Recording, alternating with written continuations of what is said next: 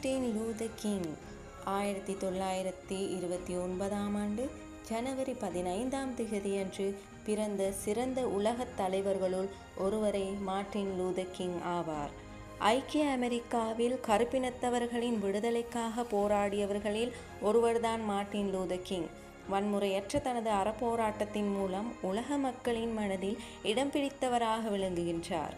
அதேபோல் நிறவெறிக்கு எதிராக அறவழியில் போராடியதால் 1964 இவருக்கு அமைதிக்கான நோபல் பரிசும் வழங்கப்பட்டது.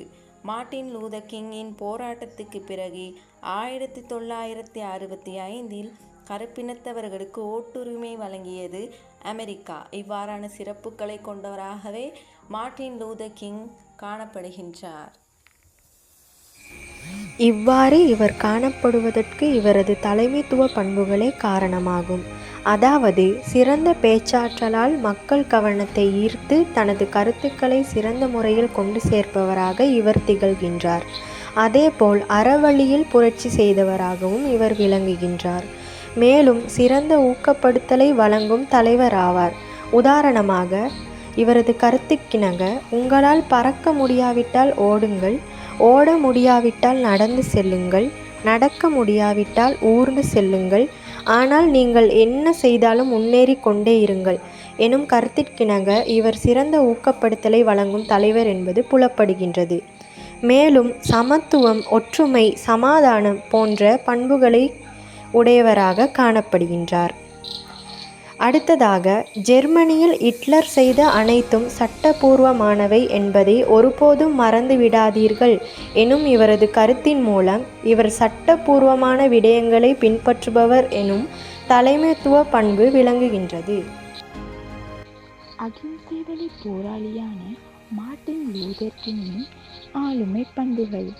முதலாவதாக இவரின் ஆளுமை பண்புகளின் ஒன்றான அகிம்சை.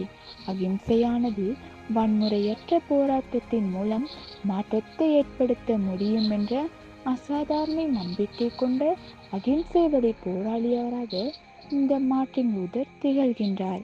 இவருடைய தலைமைத்துவமான மக்களை ஒன்று ஒரு பொது இலக்கை நோக்கில் செல்ல வைக்கும் திறம் கொண்டவராகவும், இவருடைய பேச்சாற்றல் தனது பேச்சுக்களின் மூலம் மக்களின் உள்ளங்களை தொட்டு அவர்களை உத்வேகப்படுத்தும் சக்தி கொண்டவராகவும் இந்த மார்ட்டின் லூதர் காணப்படுகின்றார்.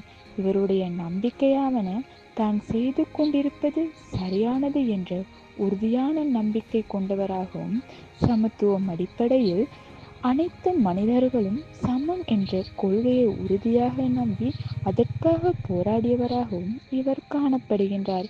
எனவே காந்தியின் வழியில் நின்று கருப்பினத்தவர்களுக்காக போராடிய உலகில் மிக சிறந்த மாமனிதராக இவர் காணப்படுகின்றார். சமூக பணியாளராகிய நாம் சமூக பணி கற்றுக்கொண்டிருக்கும் மாணவர்கள் என்ற ரீதியில் நாமும் சிறந்த தலைவராக எம்மை மாற்றி எம் எதிர்காலத்தை நோக்கி பயணிப்போம் என்று கூறுவதில் மிக்க மகிழ்ச்சி அடைகின்றேன்.